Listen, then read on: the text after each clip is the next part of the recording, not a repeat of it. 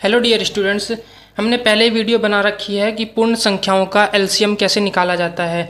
जैसे 4, 6 और 10 का एलसीएम क्या होगा, तो उसकी हमने वीडियो बना रखी है। आज की इस वीडियो में हम बताएंगे कि अगर हमें भिन्न संख्याओं का एलसीएम निकालना हो, जिसका मतलब है कि हमें एक छोटी से छोटी वह संख्या बतानी है जो इन तीनों से ही अगर हम उसको भाग करें तो वह पूरा पूरा भाग हो जाए।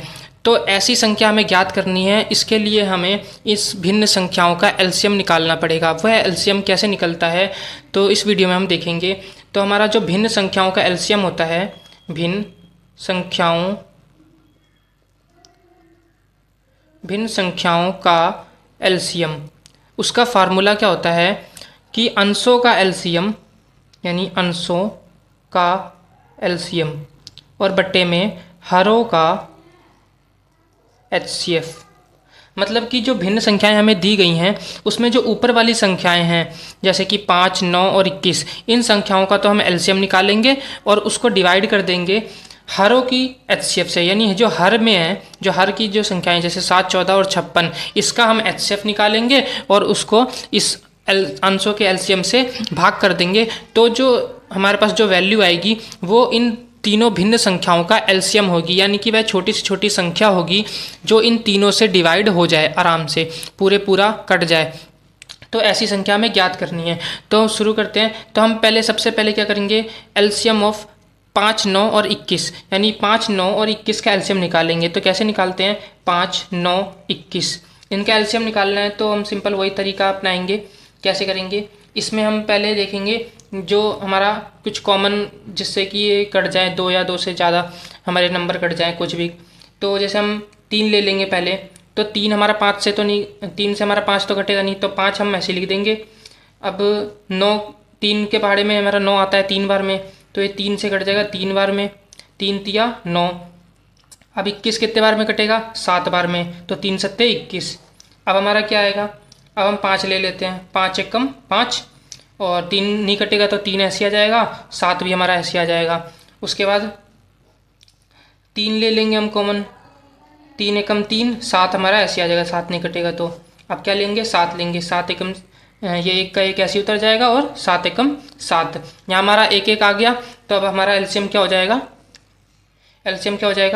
3 गुणा 5 गुणा 3 गुणा 7, कितना हो जाएगा, 3 पंजे 15, 15 तिये 45 और 45 को 7 से गुणा करेंगे तो 45 गुणा में 7, 7 पंजे 35 का 5, 3 7 चौक 28 और 3 31, यानी कि हमारा हो जाएगा 315। 315 हमारा क्या आ गया, अंशों का एलसीएम आ गया। ठीक है, अंशों का एलसीएम क्या आ गया, 315। अब हम हरों का एचसीएफ निकालेंगे।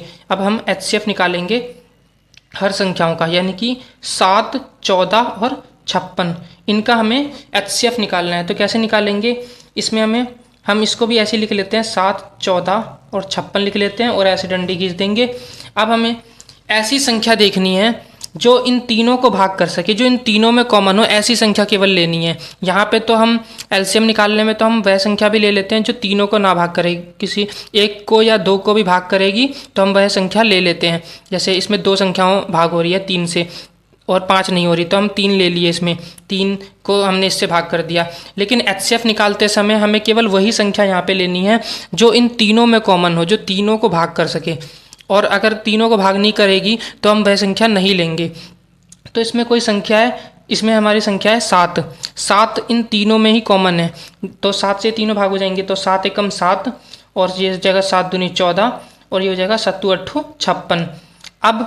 अब इसमें कोई कॉमन है जो इन तीनों को भाग कर सके, ऐसा कोई कॉमन है, केवल एक है। तो एक को हम 1 से अगर भाग करेंगे तो ये सेम यही आ जाएगा।